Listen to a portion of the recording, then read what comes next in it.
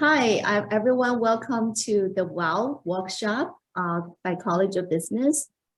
So on behalf of College of Business Trading and Investing Lab, we are doing this workshop to talk about trading and investing, risk and management. So my name is Danling Jiang. I'm a professor of finance and also director of the Trading and Investing Lab in the College of Business. And our lab aims to connect students and faculty to work with industry partners to explore investing and trading for general public and also for investment professionals.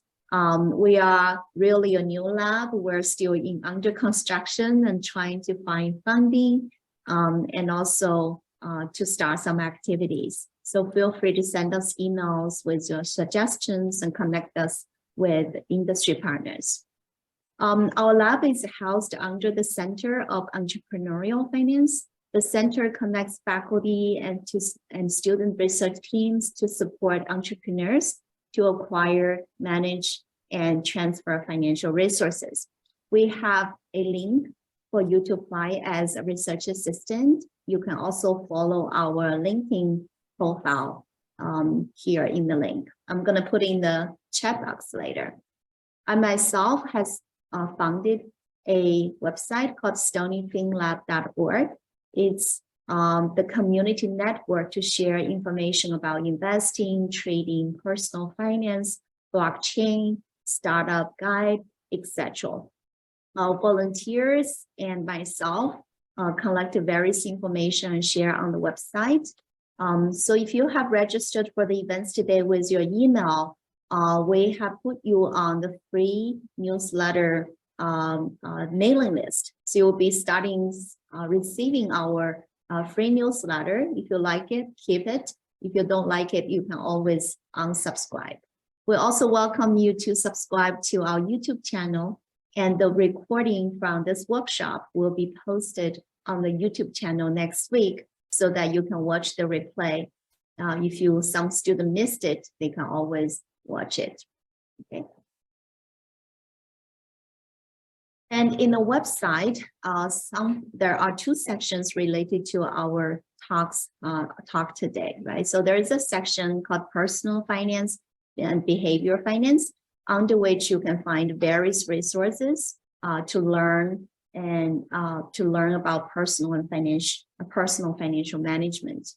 We also have a section called Investing and Trading. It's a separate web page, under which you can find a lot of resources to learn about trading and investing. So we encourage you to take a look at the website for research and learning resources.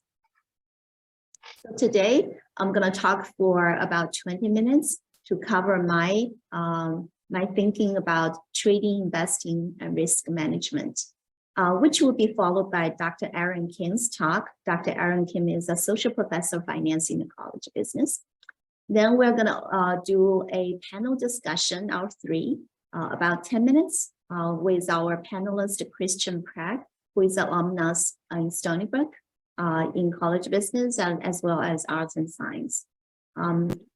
Lastly, we're going to do a Q&A session. So we'll welcome you to put your questions along the way in the chat box so we can get to those questions in the Q&A session. I'll start my talk with setting financial goals. I do believe that in order to understand trading and investing, it's important for you to connect them to your financial goals, because that's the purpose of your trading or investing.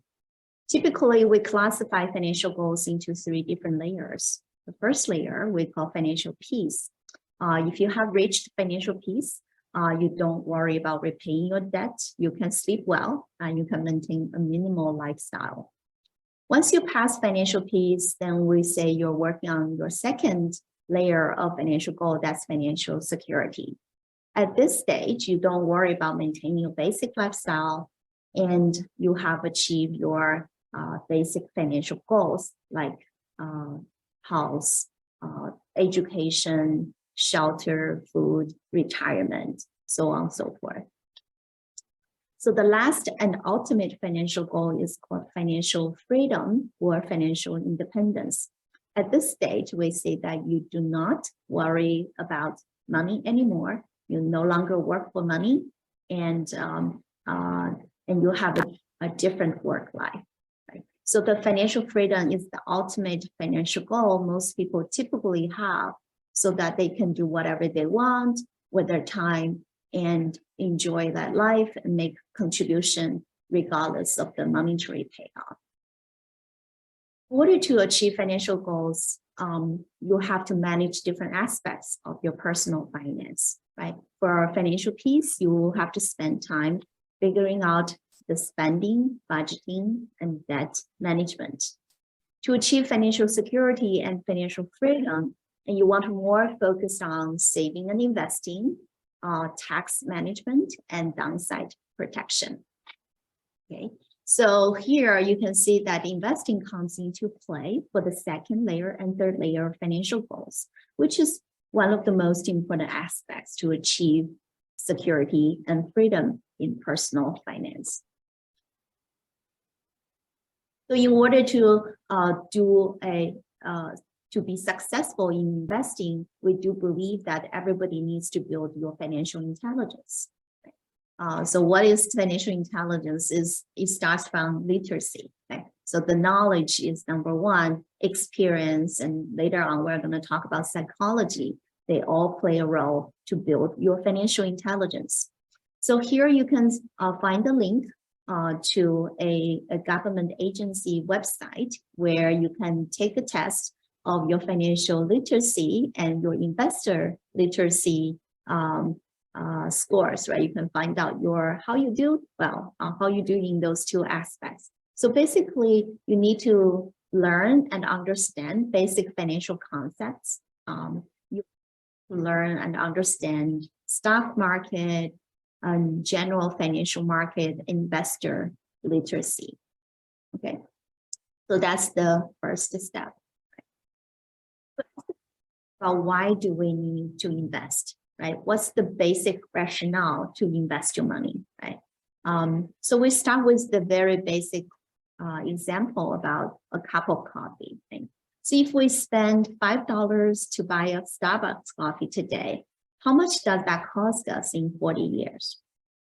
So inflation rate, suppose it's 1%. Then through simple compounding, we know that it's going to cost us $7.50 about in 40 years to buy the same goods, right? Same cup of coffee. However, if inflation rate is 3%, the same calculation would yield $16. So we would have to pay $16 in order to get the same thing 40 years down the road.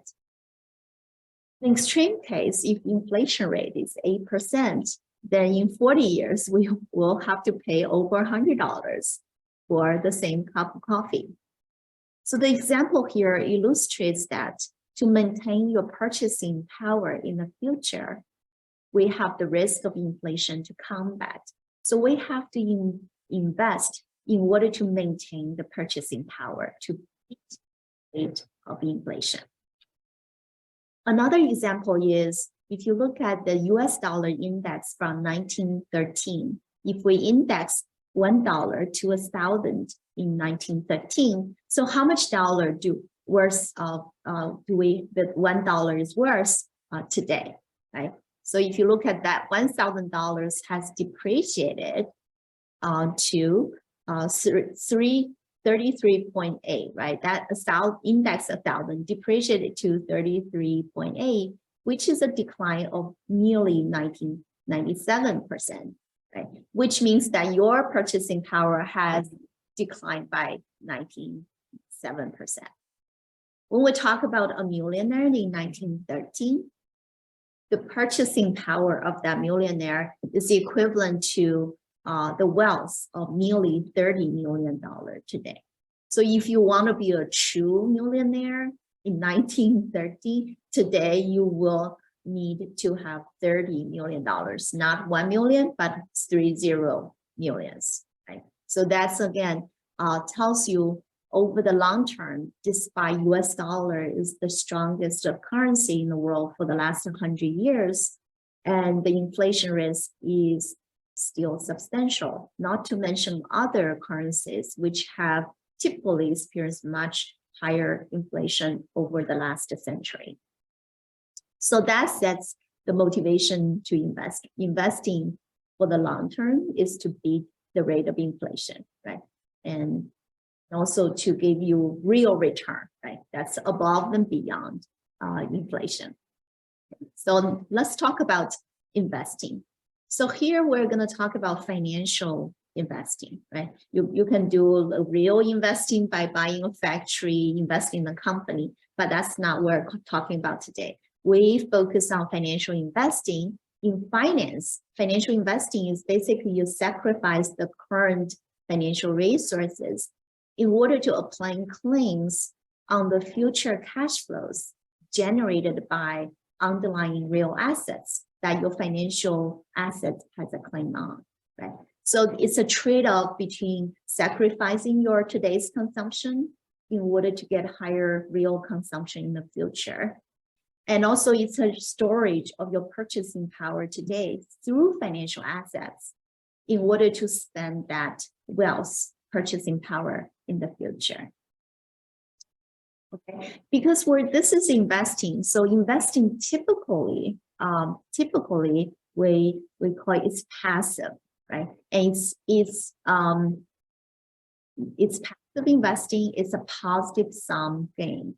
So over the long term, everyone who's holding the assets will gain as long as the underlying assets appreciate in real term in value over time, right? So when the stock market all go up, over the long term, everybody benefits, right? On average, right? So what's your investment horizon here? You invest today by sacrificing consumption, and you don't take your money out until you need that money for consumption, right? So your investment consumption is when you need that cash, that liquidity, and that's your terminal dates, and then you look at the difference between now and then. That's your investment horizon, right? So people say, oh, they're investing, so when do you sell? You don't sell unless you need the money, right, for the purpose you invested for. So if you believe that's the definition of investing, and typically we use a passive top-down approach, right? We do asset allocation across different asset classes, and under each asset class, we choose security or mutual fund or ETF, trying to achieve that diversification, right? And the research, your approach is really do a good allocation, and you passively buy and hold, and with periodical rebalancing, right? You can do a little bit macro optimization analysis in order to construct an optimal portfolio, but you don't do that optimistically. Sometimes I'm in the market, sometimes I'm out of the market. That will be called trading, not investing, right? So here I want to quickly show you it's very important in investing to save and invest very consistently, right? Getting $1 million is not hard, right? If you start with 25 years old, you save $125 per month, which is 2% of a $75,000 annual salary. If you increase your savings monthly by 0.5%, right, and you invest in the stock portfolio, assuming you can earn 8% per year, this is nominal return, right? So your saving will be from anywhere from 125. You're going to start with 125. You're going to end at around $1,300 a month, which is not a lot. However, over this course of the 40-year period, you will be able to accumulate roughly $1 million, right? With some margin of error, it's going to be a plus or minus $1 million. So it's durable. If you do that in the long term consistently, and you will get to $1 million, right? With reasonable assumption. It's also very important to save early, right? So here, I often share the story with our students. It's a simple calculation. So if we have missed early and missed late, right? Missed early, you only saved For the first 10 years, $100, $150 a month for 10 years from age 20 to 30. And Mr. Late started to save at age of 30 till he's 60. He also saves $150 a month. He saved for 30 years. So who's going to have more wealth at the end of the 65 years old, right? What we see here is Mr. Early has roughly $1 million, but Mr. Late has roughly $600,000. Despite the fact that Mr. Late has saved for 20 more years than Mr. Early, but the fact that he saved late, Mr. Early is saving from 20 to 30 years old, and it's already set Mr. Early to be more successful in the long term without doing anything after the first 10 years. Right. So compound interest is the eighth wonder of the world. So in the world of finance, taking advantage of compound interest consistently over a long period of time is a formula for sure success. So in investing, what's the risk management? So here I want to share some of my thoughts right here. So I think number one, we need early and actionable financial planning. The risk is not planning for your personal finance. Okay, if you don't do it, that's your risk. So if you do it early and you have an actionable plan, that's great. Number two, you want to save early and save more, right? So if you have 30% return, it sounds great, but if you only save $1,000 for 10 years, you will have only $13,000 at the end. But if you save more, right? Save early, save more, you save $10,000 a year for 10 years. Even you could have just 10% return, not 30, because 30 is extremely hard to obtain in the long term. But if you save a lot more, you will have a lot more money, $175,000. Third one, diversification. The most important risk management tool is diversification in two senses, a minimum, right? Number one, diversify across different asset classes, stocks and bonds, real estate, gold, crypto, domestic, international, all of them are important aspects of the financial assets universe, right? So use multi-strategies, not use single strategy. Second is diversify across different tax accounts, right? Some are you may have tax-free account, tax-deferred account, and taxable accounts. So having that flexibility to choose to withdraw from different accounts with different tax treatment when you need money can be a huge advantage. Fourth, it's important to remember that you want to be rich, but you still want to be mentally healthy, right?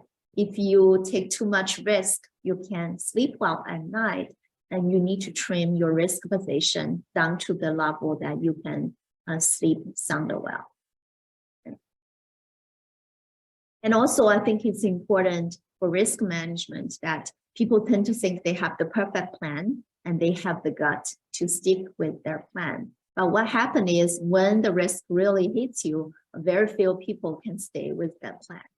So I think the best way to ensure you stay with your long-term investing plan, right? If you want to invest in stock or risky assets, how do you ensure yourself not to sell in panic, right? I think the important background is you want to have high and stable income, because if you have good income to support your basic lifestyle, you never need to withdraw money from your savings, your investment portfolio until you retire. So in that way, you can stay with your life. It's also important, don't over leverage, and people tend to take too much leverage when market highs, and they realize that they have been wiped out, right? And you have no chance to go back. Lastly, have necessary insurances in place to prevent catastrophes, right? To interfere with your long-term savings plan. So let's go to trading. So what is trading? Trading is a buy and selling behavior, or shorting and buying the cover behavior in order to make profits. So I honestly think trading is sort of like a job, right? So you buy today, you want to sell high in the future, probably in the near term to make a profit, or you can short a security and buy to close the short position in the future to make a profit, right? So trading is active. It's a zero-sum game, because when you trade to make profits, your counterparty had a loss, right? So it's not a positive sum game. It takes time, efforts, and money, right? If you're not business major, finance major, you have your full-time job, you want to move up in your career path, and spending a lot of time trading may not serve you well to advance your career, right? So it's more like a wealth redistribution. And so whether you want to choose to trade, it really depends on your career plan, as well as your time and efforts and interest in doing trading.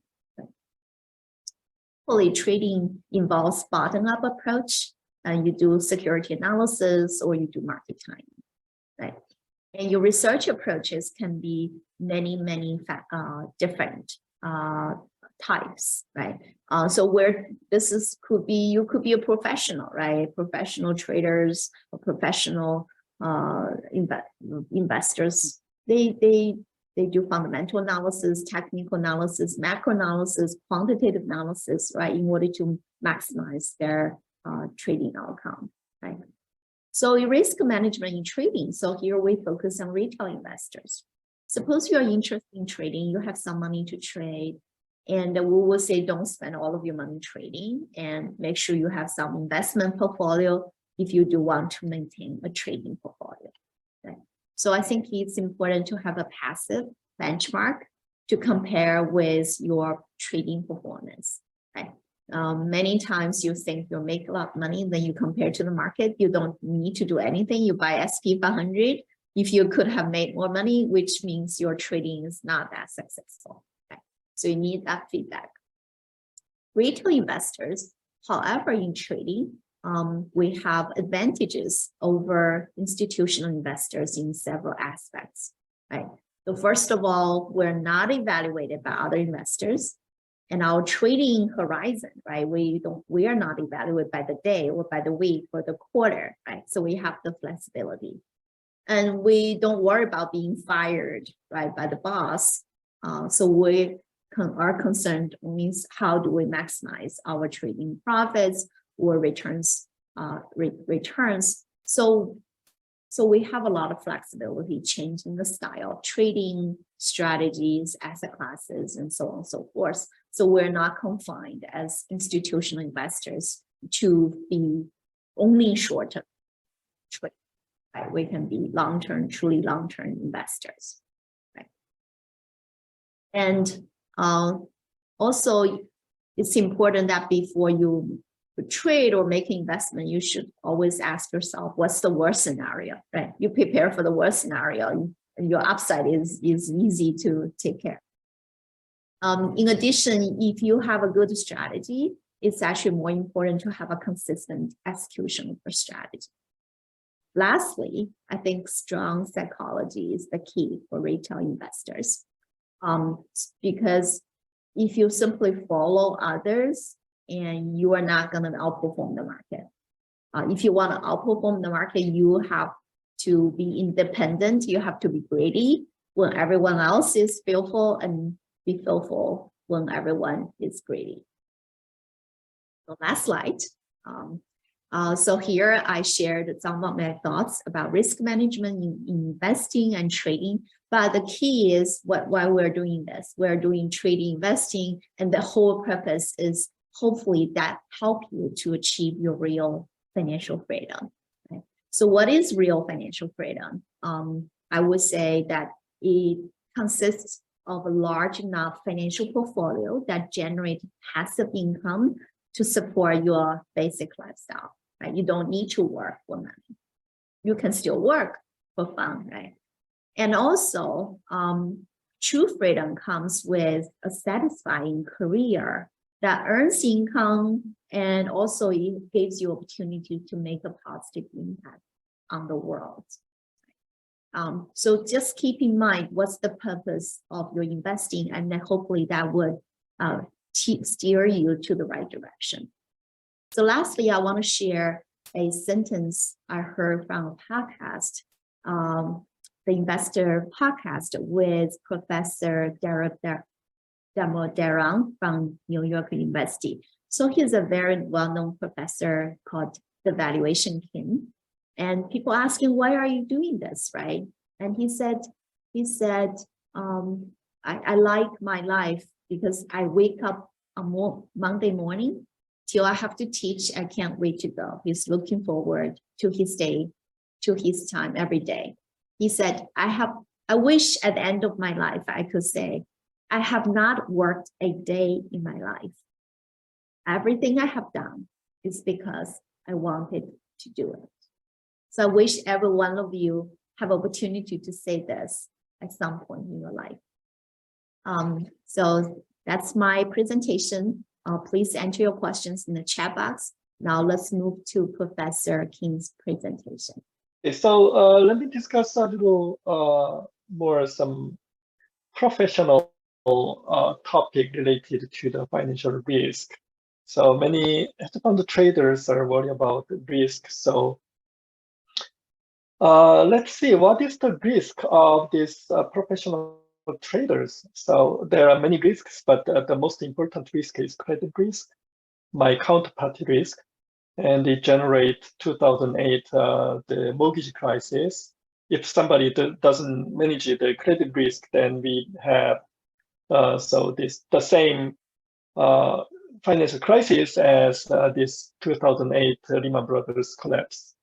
And second is the market risk. So it is actually it is systematic risk. So the risk came from the index, FRB rate, foreign exchange rate, and the oil price or something like that.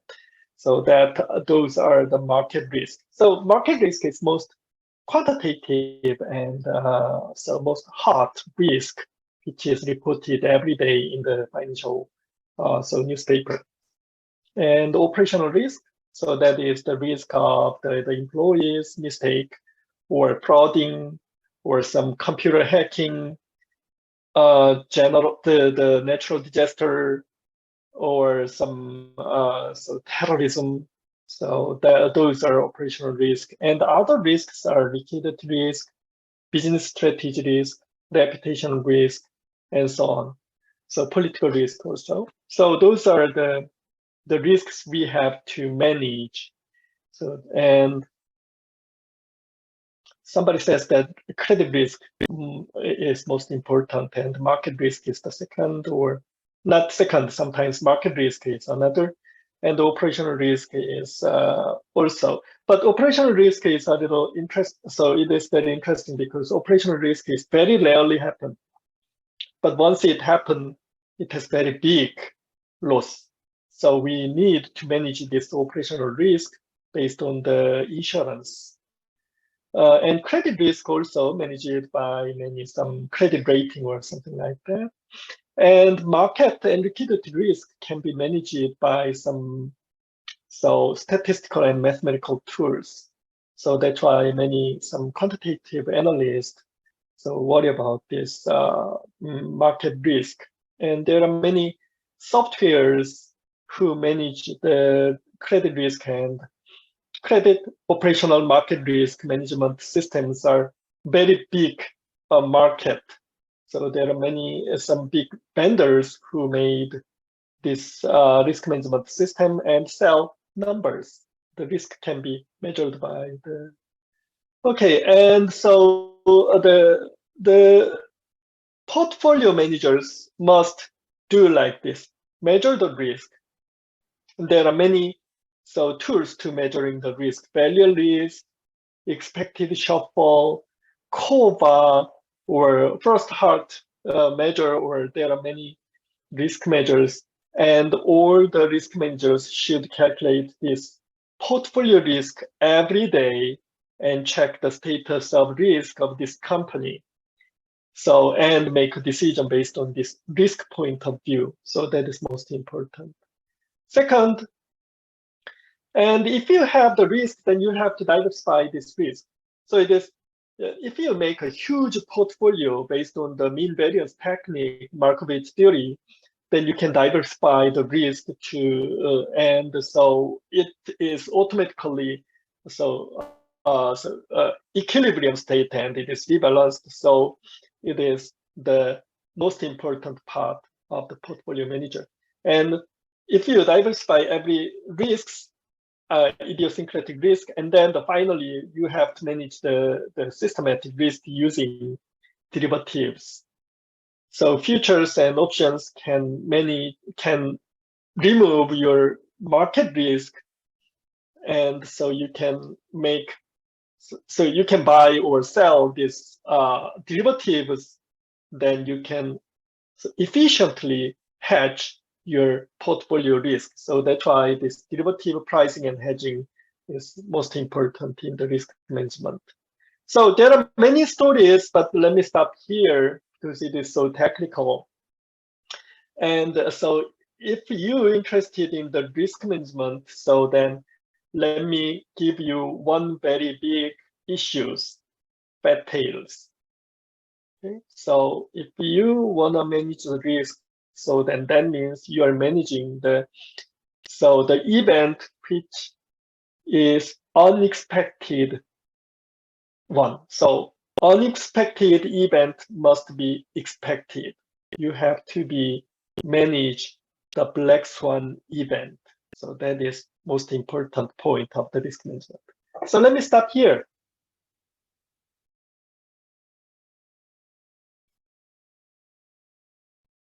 Okay, so let me go back to my screen. So here we finish the presentation. I talk about risk management from personal individual investor perspective, and Dr. Aaron King quickly introduced risk management of like the landscape from the professional investors and institutional investors perspective. So let's go to a little bit panel discussion here. We're going to invite our panelist, Christian Prag, to join Dr. Kim and myself and talk about some perspective. So Christian graduated from Economics 2020 and our MS Finance program 2021, and he's currently an analyst, right, at a Moelis & Company. So maybe we can start with Christian, introduce yourself and a little bit about sort of your experience from Economics and Finance program here and what you do now, and before we talk about risk management. Yeah, hey everyone, my name is Christian Prag. I'm an analyst at Moelis & Company. We're a elite boutique investment bank headquartered in New York City with around 20 locations around the world. So I joined about sometime last year as an analyst on the group. We are in the private equity solutions group, which is just another way of saying like we're on the financial sponsors group, which for those of you, we cover private equity firms and other sources of all the alternative capital. So we cover around 400 of these firms alongside a junior team of around 3 or 4 of us.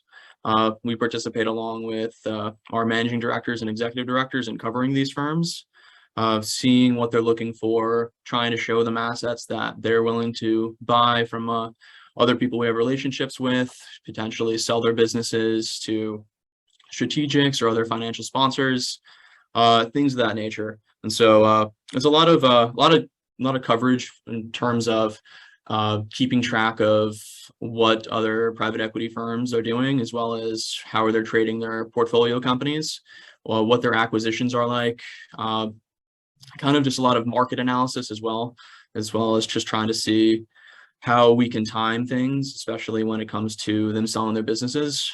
We try to find actionable sources of potential revenue here. We're talking about like maybe potential add-on acquisitions, maybe potential, refinancing or cap raises of the sorts. And so that's sort of what I'm doing on a daily basis. I'm more so just assisting our executive directors and managing directors, because that's sort of how the hierarchy works at an investment bank. But I get a lot of deal exposure and a lot of exposure to our higher ups, and so I really love what I'm doing. But in doing so, I actually found out that I wanted to get into this business from just taking the courses from Professor Danling and Professor Aaron Kim. So I think the MS program was very helpful in helping me to be able to develop my skill set and to develop what I knew I wanted to get into. And so I think that was really like a very exploratory program, in the MS program. So for those of you who are maybe potentially thinking about graduating next year or graduating maybe in 2 years or however, I would seriously consider you guys, take either of their classes, and as well as, think about pursuing an MS at Stony Brook University. But to jump into it, I kind of wanted to talk about a little bit of like what financial freedom means to me, and sort of to highlight some topics from Danling, because I deal with that on a daily basis. So, Christian, let me interrupt you. So the students here today are supposed to be new students. Students, okay, gotcha. Transfer students, but some of them maybe just first-year students. So they have a long time to figure out what they want to do next. But thank you for the promotion of our program. Yeah, you can continue with your financial freedom definition. Yeah, so well, it's great because you guys are all young, so you guys have plenty of time to figure out what you want to do, but also it's plenty of time to save and invest, which there's a very famous saying, I forget who has said it, but the best time to plant a tree was 20 years ago, but the second best time to plant a tree is today. So it's never too late to get started, and it's especially important to get started when you're young. I mean, the difference in compounding, like Danling had mentioned before, the amount of time that 10 years can make is phenomenal. I mean, you basically double your money every 10 years, right? And so if you start when you're 30, you'll end up with half as much as you could have had if you started investing if you're 20, for example. And so there's a lot of ways in which you could invest. I mean, you can invest into stocks, bonds, crypto, real estate. I mean, there's apps now to invest in real estate and get fractional shares of that. But I definitely would highlight and stress any money you have just to start putting it in and start getting some exposure and interest into the space, as it'll benefit you significantly in the long run. What financial freedom means to you? What's your definition there now? My definition of financial freedom is being able to retire pretty early. I mean, to the point where I'm no longer working for money at around the age of probably around 40, right? And so I want to be able to work for a passion, not to collect a paycheck, right? So that is my goal of financial freedom, and I think everyone has a slightly different goal of how they want to achieve it, but that is my goal.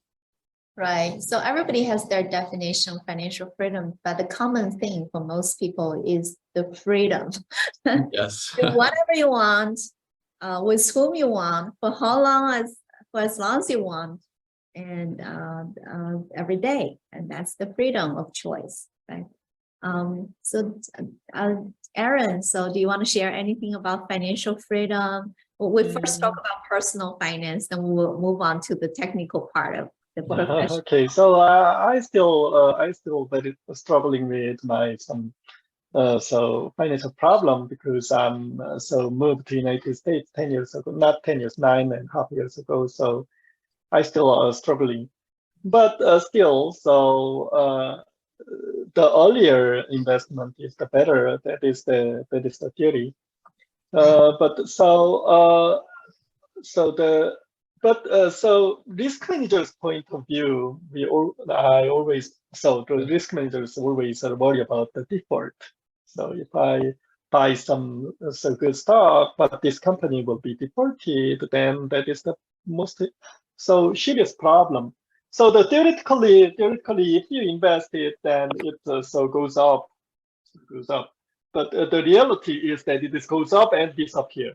So that is the big problem. So of course we have to manage the credit risk, and so we have to manage the interest rate together. So the credit related interest rate. So that is what I worry about in these days. Yeah, so I'm gonna ask everybody to enter their questions on chat box. So we can we can get to those questions. Or you can unmute yourself and ask questions here. So feel free to unmute yourself and join the conversation. We also want to talk about risk management part, right? So let's first focus on individual risk management. So I mentioned a lot of ways to manage risk. Christian, do you want to share like for yourself and also for your like a group private equity? So which aspect of risk management seems to be the most important? So I'll talk about like an experience that I've learned from risk management and investing. I always think it's great to start small in terms of what you're investing, right? And so I would never go into a trade or never invest into anything that I don't know what I'm getting into, right? And so there's a lot of due diligence that I will perform before I will make any decision. So I guess in terms of stocks, right? I prefer to have a small bundle of stocks rather than just investing in a lot of different things that I don't really know or understand. And so I like to keep it simple just because I know I can track and focus on just a small number of stocks rather than a very large, diverse number. So kind of revolves around like an investment thesis that you kind of have to put together in your head and how you want to manage that, right? I mean, I'm sure you could manage many different stocks, right? But can you keep track of all those different industries and what's going on, the current trends? If you can hone in on a specific thematic theme, may it be software or consumer goods, for example, if you can pick one thing and be very good at it, that's much better than just throwing darts on a dartboard and seeing what sticks. And so kind of revolves around how I prefer to invest. And so now I'm no longer allowed to invest like I used to. So now all I'm allowed to do is just to invest in S&P index funds and bonds and all that boring stuff.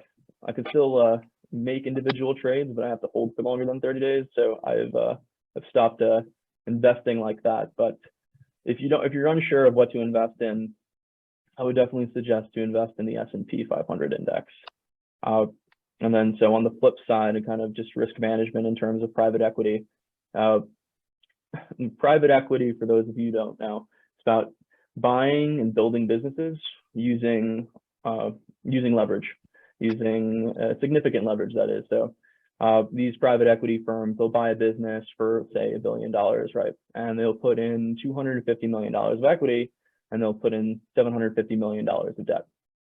So there's a lot of risk that goes into that, and there's a lot of analysis and due diligence and financial modeling just to make sure that that investment would be, acceptable. And so that there's a certain amount of risk involved in which they can, maybe get the business at a better price if they don't believe that they don't believe the financials hold true. So we deal with risk management on an everyday basis, and I think that going forward with these markets and the way that it's been, I think everyone has pretty much been very hands-off, especially over the summertime, kind of trying to wait and see what's going to happen, just because nobody wants to make an investment and then have to refinance their debt in case things get even worse. Now, the interest coverage ratios, for those of you who don't know what that is basically the amount of money they're paying to the debt to basically keep the debt alive. That's a way to explain it. And so basically, as interest rates go up, they have to pay more debt towards the principal. So people have been very hands-off lately because of that, and so I think we might see things turn around within the near-term future if things can get better. But I think that there's a lot of different thoughts going around right now. Recession, housing bubble. If the recession is going to be a hard landing or a soft landing, right? So I got to say, things have slowed down a little bit, especially towards like Q3 and potentially going into Q4, but we will see. Okay, so maybe I'll stop recording so students can join without worrying about they are recorded.